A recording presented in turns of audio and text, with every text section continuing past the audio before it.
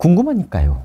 그리고 미래가 불안하니까요. 그럼 뭐라도 이제 지푸라기를 잡으려고 하는 거죠. 결국은 소문이죠. 검증이 되지 않은 거친 소문이 바로 찌라시인데 우리가 찌라시를 보고 의사결정할 수는 없는 거거든요. 가장 중요한 거는 개연성이에요. 확률이고. 과연 그렇게 되겠느냐?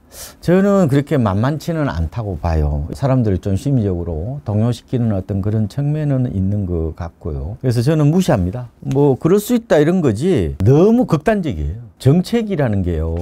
국민들의 상식을 제도화한 거거든요. 근데 이거는 상식하고 조금 떨어져 있어요. 일부 방향성은 뭐 납득이 돼요. 보유세나 주택수가 아니라 주택 가액으로 세금을 매기겠다? 뭐 충분히 납득이 되죠. 뭐 지방에 뭐 세 채 갖고 있어도 지금 반포 집 한 채도 안 되는데 근데 이게 제도화가 되겠냐고요. 이 쉬운 문제 아닙니다 이게. 왜냐? 비싼 집을 갖고 있던 싼 집을 갖고 있던 집 한 채는 이거 거주 목적이잖아요. 거주 목적인 거에 대해서 그러면은 너 투기적 수요지. 너 똘똘한 한 채지. 우리가 심정적으로는 충분히 그에 대해서 약간 감정을 가질 수 있는데 정책은 이성이에요. 그런데 이렇게 되면은 부동산 세제를 송두리째 바꿔야 돼. 그러면 처음에 들어갈 때 그 사람은 싸게 들어간 사람이 있을 거 아니에요. 그럼 투기적 목적으로 들어간 거예요? 우리가 결과를 보지 말고 취득 당시의 동기를 초점을 맞춘다면은 이 논리가 반드시 맞지는 않죠. 그리고 전세 없어지는 부분에 대해서 일부 그런 과격한 논리들이 나와요. 지금 전세가 깡통 전세를 만들고 갭 투자에 먹잇감이 되고 이게 부작용이 더 크기 때문에 결국 전세 대출을 다 없애버려야 된다. 그런 극단적인 논리를 펴는 경우가 있는데 정책은요. 책임을 져야 돼요. 네티즌들의 일반적인 감정이 앞세운 논리를 가지고 정책을 펼 수는 없어요. 정책은 반드시 작용과 반작용이 있습니다. 부작용이 없는 대책은 없어요. 분명히 지금 전세 대출 제도에 문제가 많거든요. 근데 이걸 가면 아예 대출 안 해줘? 전세가 일종의 주거복지적으로 된 거거든요. 전세를 없애서 집값을 잡겠다는 극단적인 논리는 세입자를 희생양으로 해서 결국은 집값을 잡겠다는 다소 위험한 발상이에요. 점진적으로 해야 되고 전세제도 부작용이 많다고 해서 금방 바꿔버리는 게 과연 선진적인 정책일까요? 모든 제도들은 음과 양이 있는 거예요. 약간 그 취약한 사금융이라는 특성은 있어요. 집주인한테 돈 빌려주는 거잖아. 어떻게 보면은. 그것도 담보도 제대로 안 받고 어떻게 빌려주는 거. 약간 채권 채무 관계거든요. 지금까지 전세 제도가 유지되는 거는 효용이 있기 때문에 그러는 거거든요. 전세가 갖는 강제 저축 기능이라든지 내 집 마련으로 가는 중간에 사다리 역할을 한다든지 월세로 다 바뀔 경우 어떤 일이 벌어지냐면은 집 구할 때 집주인들이 면접 봅니다. 보증금이라는 건 뭐예요? 나한테 맡겨놓은 거잖아. 세입자를 꼼꼼히 면접을 하는 시대가 올 겁니다. 만약에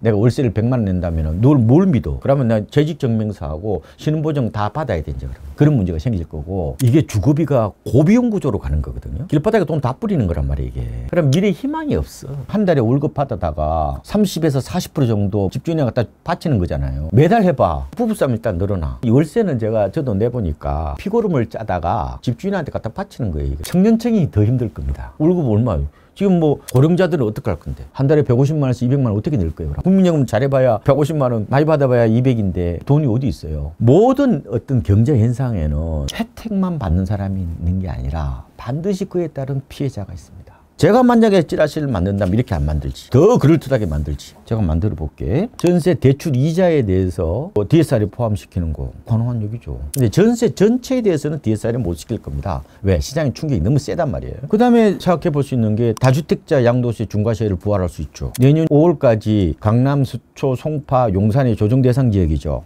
여기 다주택자 양도세가 지금 중과가 유예되어 있는 거잖아요. 이건 부활된다고 저는 굉장히 높다고 봐요. 아니면은 1주택자 장특공제를 건들 수 있단 말이에요. 충분히. 지금 10년 거주를 하면은 장특공제 80%죠? 이 부분이 다소 과도하기 때문에 이 똘똘한 한 채를 낳는 주요한 하나의 원인이 된다고 본다면 이거는 조금 줄일 수 있단 말이에요. 이거는. 지금 이재명 대통령께서 세금으로 집값을 안 잡겠다고 했단 말이에요. 그리고 초고가 아파트에 대해서 가격 상승 억제 정책을 쓰지 않겠다고 그랬단 말이에요. 그러면은 말 바꾸기란 얘기 나오겠네? 아니요. 그거는 노무현 문재인 대통령처럼 그렇게 세금으로 집값 안 잡겠다. 그리고 초고가 아파트에 대해서 가격 상승 억제 정책을 안 하겠다. 이건 행간을 읽어야 돼요. 시장은 과거하고 달라요. 두 가지 특성이 있어요. 고지능화 됐다는 거예요. 스마트폰을 통해서 전부 다 정보를 주고받잖아요. 알 건 다 알아요. 효율적 시장으로 가는 거거든요. 사람들이 이른바 IQ가 슈퍼컴퓨터처럼 바뀌어버려요. 두 번째로는 파워가 세져요. 그래서 잘 보시면은 요번에 대책이 나왔죠. 집값이 별로 안 빠지죠. 이번에 이렇게 세게 나왔는데 왜 안 빠져요?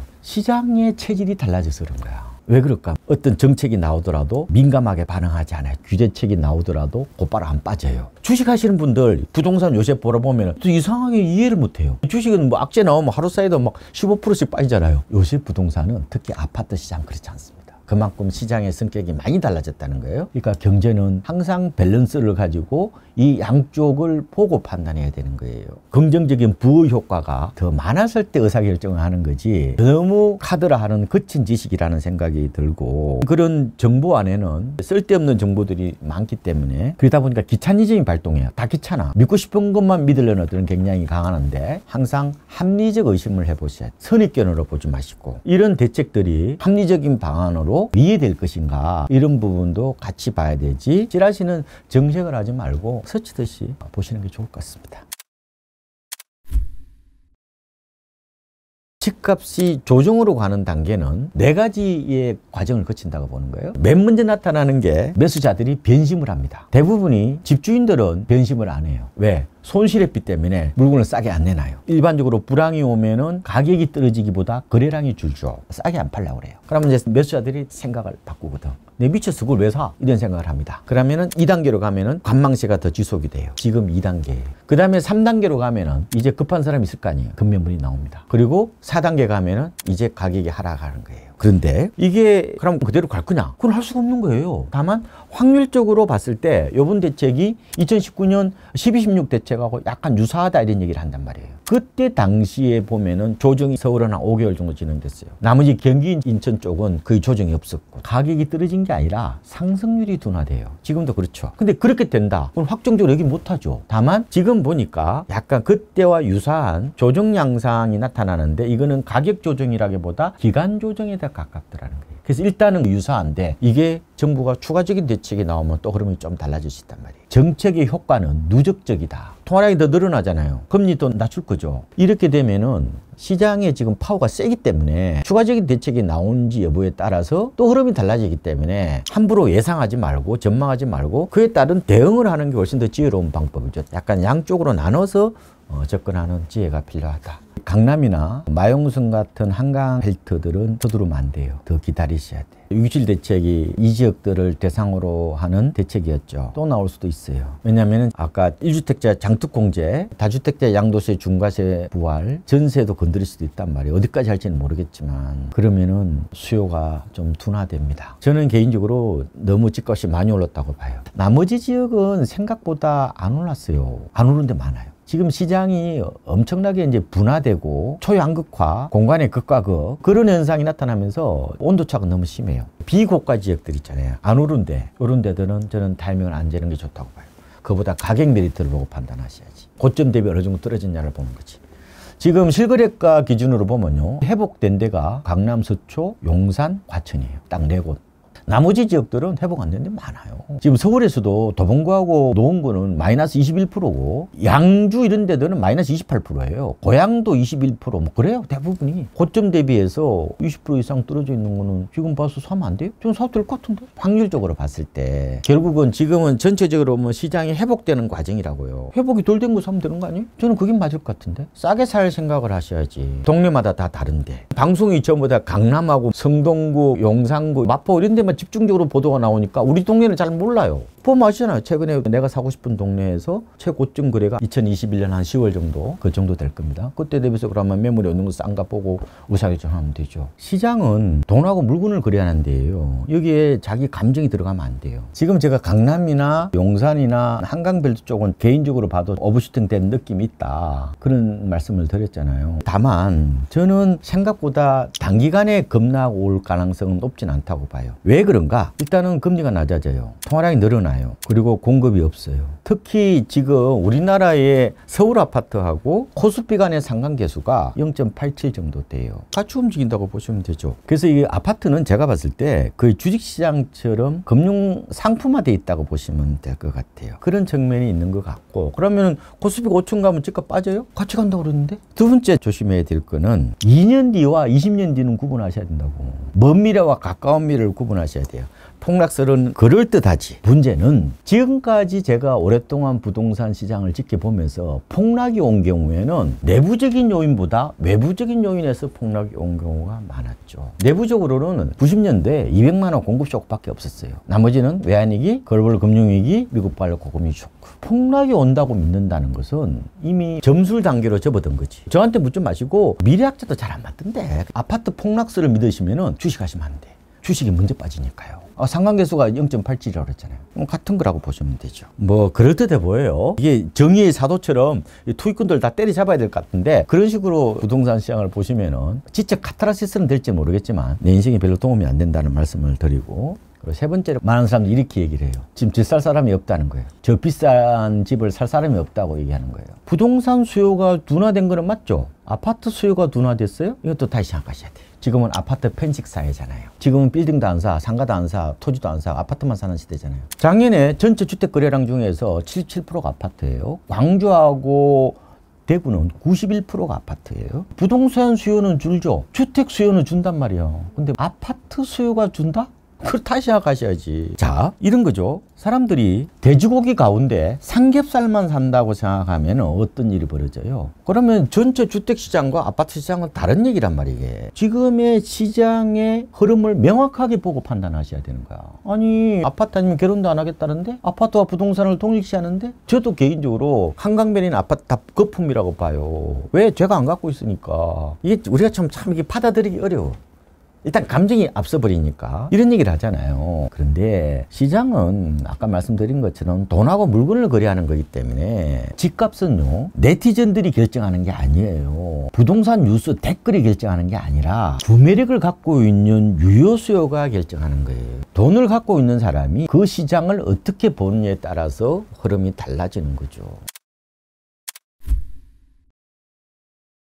내가 집을 사야 되는 이유를 3가지 이상 만들지 못하면은 집 못 사실 겁니다. 한두 푼이에요, 이게 인생을 걸고 배팅하는 거잖아요. 인생에서 가장 큰 쇼핑이 바로 내 집 사는 거잖아요. 보통 의사결정 못 합니다. 지금까지 의사결정 못했죠? 앞으로 의사결정 못할 가능성이 거의 아마 95% 정도 될 겁니다. 반드시 내가 집을 사야 되는 이유에 대해서 스스로 의식화를 해야 돼요. 그거 하나 하고, 두 번째로는 무주택자분들이 시장을 보실 때는 폭락주의자 유튜버, 극단적인 유튜브는 인생에 도움이 안 된다고 봐요. 자본주의 세상에서 결코 나 이성적 행동에 도움되지 않아요. 그리고 정부에 맞서지 말라고 그러거든요. 시장에 맞서지 말라고 그래. 그게 생각보다 이게 감정을 앞서버리면은 올바른 판단을 하기가 어려워요. 좀 더 이성적이고 냉정한 사고를 하라는 말씀을 드리고, 훌륭한 선장은 바다하고 감정 싸움을 하지 않습니다. 목적지까지 안전하게 도달하는, 그게 가장 중요하죠. 제가 드리고 싶은 얘기는 집을 안 사시더라도 기본적인 건 하셔야 돼. 청약통장 한 달에 25만 원씩 꼬박꼬박 넣는 거. 집을 안 사시더라도 청약통장은 기본적으로 10만 원에서 25만 원 늘어났으니까 그거는 꾸준히 하셔야 돼. 폭락 유튜브를 보시더라도 그건 하셔야 된다고. 준비가 돼 있어야 뭔가 나중에 물량이 나오면 한번 내가 도전해 볼 필요가 있는 거잖아요.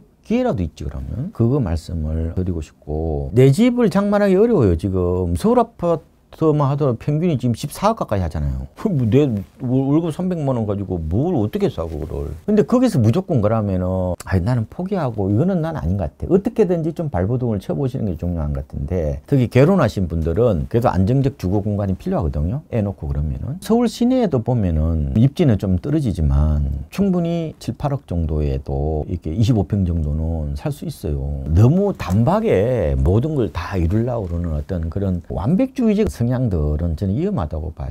충분히 저는 한번 도전을 해. 여러분들은 기본적으로 이제 호객노노나 뭐 아실이라든지 직방 이런 거 많이 쓰시잖아. 그래도 딱 보면 다 그 중에서 역세권 따질 거고 대단지 따질 거고 초품화 따질 거 다 따질 텐데, 그 중에서 한 5개 정도 골라내서 현장 가서 계약해보는 것도 저는 나쁘지 않다. 너무 모든 것을 다 이루려고 그러지 마라. 그런 측면 말씀드리고, 그리고 만약에 집 사기도 애매하다, 그것도 안 돼라고 생각하시면은 저는 오피스텔을 경공매로 낙찰받는 걸 추천드리고 싶어요. 그거 들어가서 주소 옮겨도 다 무주택자야. 물론 자산을 따지면은 나중에 밀려나지만 그 충분히 저는 좋다고 봐요. 2, 3억이면 들어가니까 너무 대출 이자를 많이 안 내도 되잖아요. 그죠? 거기 살다가 나중에 청약하기도 하고 돈도 모아서 딴 데로 옮겨가기도 하고. 저는 요새 오피스텔을 저는 일종의 내 집 마련으로 가는 진금 사다리 정도로 생각해 보셔도 좋다. 일종의 미니 아파트로 봅니다. 혹은 살림집으로 봐요. 밑에 헬스장 같은 거 잘 돼 있으니까. 그래서 오피스텔도 저는 요새는 많이 좋아졌기 때문에 오피스텔에 사시다가 옮겨 타게 하는 방법도 우리가 최선이 없거든요.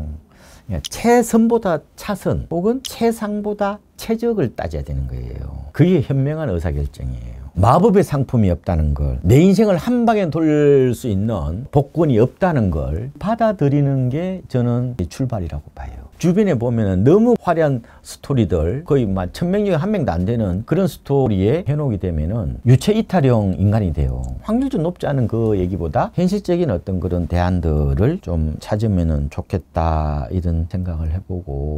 참 어렵죠. 그래서 이게 산 좋고 물 좋고 정자 좋은 데는 없거든요. 여러 접근 중에서 어쨌든 최상에 가까운 근사치를 찾아내는 것들이 좋은 것 같고, 부러워하면 지는 거야. 주변에 보면 노력도 하지 않으면서 남들이 일궈놓은 것만 부러워하는 분들이 제법 있어요. 부러움을 넘어서 질투와 시기의 시선으로 바라보죠. 내 인생에 도움 안 돼요. 이런 자기 혐오로 가거든요. 그런 부정적 감정만 잔뜩 쌓이는데, 남 부러워할 시간에 내 실력을 쌓는 게 더 중요하다고 생각하고, 남들이 나를 부러워하게 만들어야지. 비록 크진 않더라도 자기 발전을 통해서 작은 열매를 쌓아나가는 성실성이 더는 더 중요하다고 봐요. 고만 남 질투하고 고만 부러워하고 밀린 일이나 처리하라고요. 세상을 탓하지 말고 너 방이라도 제대로 치워라. 가장 중요한 게, 대부분이 출발할 때는 막막해요. 엄두가 안 나. 근데 살다 보니까 하나 둘씩 요령이 생기고 빛이 보이더라고요. 내 페이스를 잃으면 안 돼요. 하나라도 내가 결실을 만들어 나가는 그런 과정이 저는 이뻐 보이던데, 너무 그런 젊은 세대들 보면은 나는 눈물이 나더라고. 진짜 너무 이쁘잖아요. SNS가 대부분이 이게 조작되거든요. 편집되고 너무 부풀려져 가지고 그것 때문에 우울증 걸리는 사람도 많아요. 나의 세계를 차곡차곡 쌓아나가는 정신이 오히려 더 중요한 게 아닌가, 뭐 이런 생각을 해보고 있습니다.